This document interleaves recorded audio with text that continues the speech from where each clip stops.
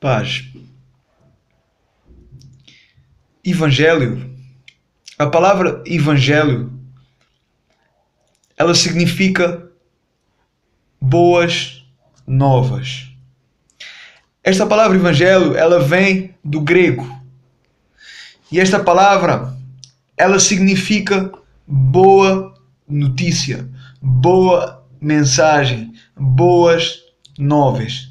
Então a palavra evangelho significa boas novas. E então esta mensagem, evangelho, ela consiste na obra de Deus em salvar o mundo através do seu Filho Jesus Cristo. Então a palavra evangelho, ela significa boas novas, boa notícia, boa mensagem. E então esta mensagem, ela consiste na obra de Deus em salvar o mundo através do seu Filho Jesus Cristo. Então o Evangelho, ele se refere a uma mensagem muito específica. Então a palavra Evangelho, ela se refere a uma mensagem muito específica. Então o Evangelho, esta mensagem, ela se refere então, ela é a salvação conquistada para um povo pecador. Ela é então a salvação, ela é a salvação conquistada para um povo pecador, para um povo pecaminoso, por meio da vida, da morte, da ressurreição e da ascensão de Jesus Cristo. O Evangelho se resume à vida, à morte, à vida de Jesus Cristo, à vinda de Jesus Cristo, à vida de Jesus Cristo, à morte de Jesus Cristo, à ressurreição de Jesus Cristo e à ascensão de Jesus Cristo, o Filho de Deus, o qual, de acordo com a vontade do Pai, o qual, de acordo com a vontade do Pai, o Filho eterno, que é igual ao Pai, que é Deus, que era Deus, e então a exata representação da sua natureza em Cristo, pois Cristo é Deus, Deus é Cristo, em sua representação da sua natureza, sendo Deus na terra, o qual então voluntariamente desceu da sua glória, o qual voluntariamente então deixou a sua glória do céu e então foi concebido pelo próprio Espírito Santo, que é Deus. Foi concebido pelo Espírito Santo no ventre de uma mulher, de uma virgem chamada Maria, e então nascendo como homem igual a nós,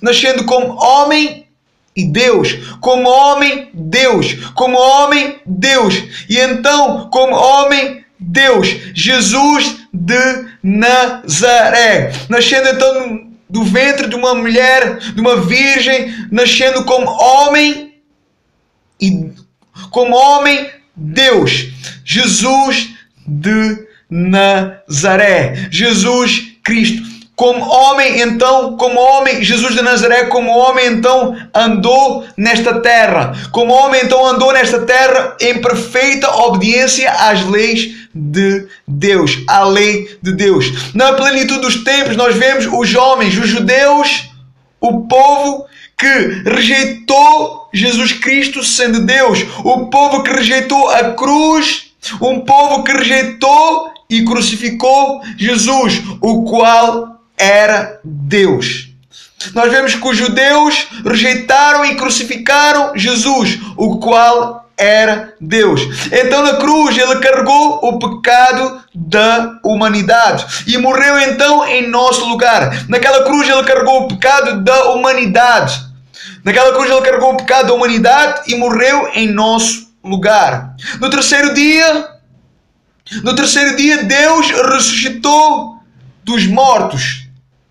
No terceiro dia Deus ressuscitou dos mortos. E então essa tal ressurreição é a declaração divina que o Pai aceitou a morte de seu Filho como sacrifício então do pecado. Nós vemos que Jesus pagou a penalidade pela desobediência do homem, e o qual então satisfez as exigências da justiça divina, e então aplacou a ira de Deus em Jesus, sendo Deus, tomando as nossas dores, tomando as nossas transgressões, tomando os nossos pecados, tomando a nossa morte, para nos dar então a sua vida. A ira de Deus que estava destinada para o homem, para o ser humano, para o pecador, para o perdido, Deus em Jesus Cristo sofreu. Deus em Jesus Cristo foi crucificado por nós. 40 dias após a ressurreição, 40 dias após a ressurreição, o Filho de Deus ascendeu aos céus. Após 40 dias depois da ressurreição, visto por mais de 500 homens, o Filho de Deus ascendeu aos céus. Jesus Cristo ascendeu aos céus e se assentou à destra do Pai. À destra do Pai, até hoje está lá. Assentou-se então à destra do Pai. E então recebeu honra, recebeu glória e domínio sobre tudo e todos. Então, lá na presença de Deus, Ele representa então lá no seu trono, lá à destra do Pai, então Ele representa o seu povo, representa aqueles que creem nele, representa aqueles que não negam ele, aqueles que foram justificados por ele. Então ele representa lá na presença de Deus, então ele representa o seu povo, a sua igreja, e então faz os pedidos ao Deus Pai em nome deles, em todos aqueles que creem nele, em todos aqueles que são justificados por ele, em todos aqueles que seguem ele, em todos aqueles que vivem para ele e por ele. Todos aqueles que reconhecem, todos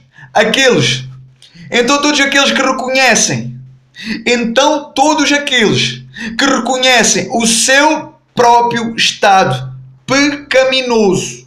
Então todos aqueles que reconhecem o seu próprio estado pecaminoso, reconhecendo então que são lixo, e que se não for Jesus, e que se não for o sangue de Jesus Cristo naquela cruz, eles não serão perdoados, não serão resgatados, não serão reconciliados, e muito menos reconciliados com Deus. Então quando o pecador reconhece o seu estado de condenação, sem Deus, sem esperança, quando o pecador reconhece o seu estado de condenação, sem Deus, sem esperança, sem vida, então quando esse pecador ele entende o significado da cruz, quando o pecador entende o significado da cruz, o poder que tem nessa cruz, o poder que tem essa cruz, que para muitos é loucura, mas para os que creem é poder de Deus e salvação eterna. Então esses pecadores, eles reconhecendo e então entendendo isso então gera o arrependimento. Então o pecador reconhecendo isso e entendendo isso, o significado da cruz, então o sacrifício de Jesus Cristo, então isso gera então o pecador entendendo isso gera então o arrependimento, ou seja, o estado de pecador, de condenado. Então essa pessoa sendo pecadora, então essa pessoa ela reconhece o seu pecado, ela reconhece o seu estado grave, e então ela se arrepende, então ela confessa na cruz, ela confessa na cruz os seus pecados, ela confessa que sem Jesus não é nada, que sem Jesus não pode nada. Então essa pessoa ela se arrepende do seu passado, dos seus maus caminhos. Essa pessoa se arrepende dos seus pecados, ela se arrepende dos seus maus caminhos. Então essa pessoa, ela se arrepende dos seus maus caminhos, ela se arrepende do seu passado, e então essa pessoa, ela passa a depositar a sua confiança em Jesus Cristo, o qual é advogado de todo aquele que crê nele. Então essa pessoa, ela passa a depositar a sua confiança em Jesus Cristo. Então essa pessoa, ela aceita a fé. Então essa pessoa, ela recebe a fé, ela aceita a fé, ela recebe a fé, e essa fé em Jesus Cristo E essa fé em Jesus Cristo, essa confiança da pessoa, quando essa pessoa recebe a fé em Jesus Cristo, essa confiança da pessoa pela fé no Filho de Deus, pela fé no Jesus Cristo, essa pessoa faz a pessoa então ser automaticamente. Quando essa pessoa ela recebe a fé em Jesus Cristo, quando ela aceita a fé em Jesus Cristo, essa confiança da pessoa pela fé no Filho de Deus, pela fé no Jesus Cristo, faz a pessoa então ser automaticamente perdoada. A pessoa é automaticamente perdoada, automaticamente quando a pessoa se arrepende. Automaticamente quando a pessoa se arrepende e aceita a fé, aceitando então Jesus, aceitando então o sangue da cruz, o sacrifício da cruz, então essa pessoa ela recebe a fé. Automaticamente então essa pessoa ela é perdoada, essa pessoa é perdoada e então essa pessoa então é reconciliada. E através de Jesus Cristo essa pessoa é declarada justa, essa pessoa é perdoada, reconciliada com Deus, essa pessoa em Cristo Jesus, essa pessoa é declarada justa, justificada e reconciliada com Deus. Isto é o Evangelho, isto é as boas novas, isto é a boa mensagem. Isto é o Evangelho de Jesus Cristo. Isto é o Evangelho de Jesus Cristo. Isto é a boa mensagem, a boa nova. Esta é a boa notícia que Jesus Cristo nos mandou pregar. Foi para estas boas novas que Jesus Cristo morreu. Isto é o Evangelho, isto é as boas novas, isto é a boa notícia que os pecadores precisam ouvir. Isto é aquilo que nós precisamos pregar. Isto é aquilo que as pessoas precisam entender. O Evangelho então se resume ao estado do homem. O Evangelho então se resume então ao estado do homem, ao estado do ser humano. Deus então se compadece. Deus então se compadece. E então Deus se compadecendo do ser humano, do estado do homem, então Deus traça um plano. Nesse plano então Deus tem que descer à terra, sendo Deus em Jesus de Nazaré, vivendo então como homem igual a nós, igual a mim e a você, mas sendo então o próprio Deus em Jesus Cristo, morrendo então na cruz, morrendo então como assassino, porque era preciso um homem nascido de fêmea, sem pecado, imaculado, separado, perfeito, santo, e não havia, e então Deus disse: não há, mas vai haver. Não há, mas eu vou enviar. E então ele próprio foi, morrendo passado 33 anos, então viveu, morreu e após 3 dias ressuscitou. 40 dias depois subiu aos céus. Mas antes de subir ao céu, ele disse: na casa do meu pai existem muitas moradas. Eu vou preparar-vos um lugar, mas voltarei para vos buscar, para que onde eu estou, vocês estejam comigo também. Então, a palavra de Deus e o Evangelho se resume que Deus não nos deixou órfãos. A promessa é que Deus não nos deixou órfãos. Ele veio, ele viveu, ele morreu, ele ressuscitou e ele subiu ao céu e ele vai voltar. Ele vai voltar. Ele subiu aos céus, mas prometeu voltar. E então ele está voltando para buscar os seus fiéis, a sua igreja, aqueles que não negam a cruz, aqueles que não negaram a cruz, aqueles que não negaram o sangue, aqueles que não negaram o sacrifício. Isto é o Evangelho. Isto é as boas novas que precisam ser proclamadas em toda a terra, por toda a criatura da terra. Todos nós somos feitos, todos nós fomos criados por Deus. Estas são as boas novas. Isto é o Evangelho de Cristo. Isto é o Evangelho de Jesus Cristo. Que nós possamos entender. Isto é a palavra de Deus, isto é as promessas de Deus. Jesus Cristo está voltando. O povo precisa entender as boas novas. Nós precisamos pregar estas boas novas. Nós precisamos pregar o Evangelho para que o pecador se arrependa.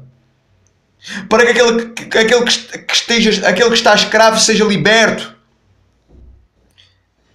Nós precisamos pregar. Pregar em tempo e em fora de tempo. Isto é o Evangelho. Esta é a mensagem. Isto é a mensagem que Deus nos chamou para pregar, para testemunhar. Isto é o Evangelho. Então que nós possamos viver, que nós possamos pregar esta palavra, que nós possamos pregar as boas novas, que nós possamos ser boca de Deus, que nós possamos ser boca profética, que nós possamos pregar para os pecadores, para que o pecador se arrependa, que nós possamos pregar para que o pecador se arrependa e receba a fé, receba o Evangelho, para que o pecador aceite a fé, aceite Jesus Cristo, para que o pecador então aceite a palavra de Deus, para que o pecador então se converta dos seus maus caminhos.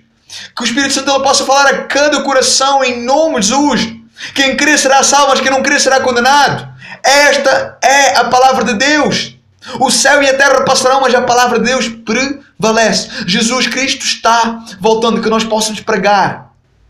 Que nós possamos pregar em tempo e em fora de tempo. Esta é a mensagem que nós temos que pregar. Jesus Cristo está voltando. Que nós possamos pregar. O Espírito Santo possa falar a cada coração. Não há mais tempo. É tempo de correr. É tempo de correr, é tempo de abrir a boca, é tempo de testemunhar. A promessa de Deus diz: abra a boca e eu a encherei. Não sereis vós a falar, mas serei eu a falar por vós. Que nós possamos buscar essa ousadia. Que nós possamos buscar essa timidez. A palavra de Deus diz que o tímido não herdará o reino dos céus. Que nós possamos cooperar na obra de Deus. Que nós possamos ser esses trabalhadores, esses ceifeiros. A seara está pronta, mas poucos são os obreiros, poucos são os ceifeiros. Nós precisamos orar a Deus para que Deus envie esses obreiros, esses trabalhadores, que nós possamos ser esses obreiros, esses ceifeiros que Deus está procurando, que nós possamos ser um povo realmente que fala, que prega, que testemunha, que dá a vida pelo próximo, que ama o próximo, que se compadece pelo próximo, que nós possamos pregar, que nós possamos viver em nome de Jesus. Fiquem na paz. Amém.